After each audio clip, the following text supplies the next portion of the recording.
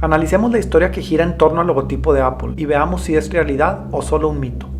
Alan Turing fue un científico inglés quien durante la Segunda Guerra Mundial desarrolló una computadora capaz de descifrar mensajes militares enviados por la poderosa arma alemana llamada Enigma. Gracias a este invento de Turing, Inglaterra logró salvarse de la inminente invasión nazi, descifrando mensajes que contenían coordenadas de submarinos y portaaviones que se dirigían a la isla. Debido a ello, hoy en día Turing es conocido como el padre de las computadoras. Tiempo después de terminada la guerra, en 1954, Turing fue encontrado muerto en su habitación y a un lado de su cuerpo estaba una manzana mordida, de la cual se tiene la teoría que había sido infectada con cianuro y al morderla, este falleció.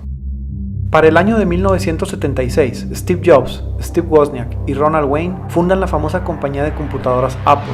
El primer logotipo de la compañía fue este, un hombre leyendo sentado bajo un manzano y una manzana parece caerle encima de su cabeza, asemejando al incidente que llevó a Isaac Newton a formular su teoría de la gravedad. Y en el contorno puede leerse lo siguiente: Newton, una mente para siempre viajando a través de extraños mares de pensamiento. Al poco tiempo, el logotipo cambiaría por una manzana con una mordida. Steve Jobs mencionaría tiempo después que el nombre de la compañía estaba inspirado en un huerto de manzanas que solía visitar con frecuencia. El logotipo de la manzana vino después, y Jobs afirmó que la idea de que la manzana estuviera mordida no fue en tributo a Alan Turing, sino que el hecho de ponerle una mordida era para que no fuera a ser confundida con un tomate. El logotipo de Apple no tiene nada que ver con Alan Turing. De hecho, cuando se le preguntó a Steve Jobs al respecto, dijo: desearía que hubiera sido esa la razón detrás del logotipo, pero no es así. Por lo tanto, esta teoría queda resuelta, es un mito.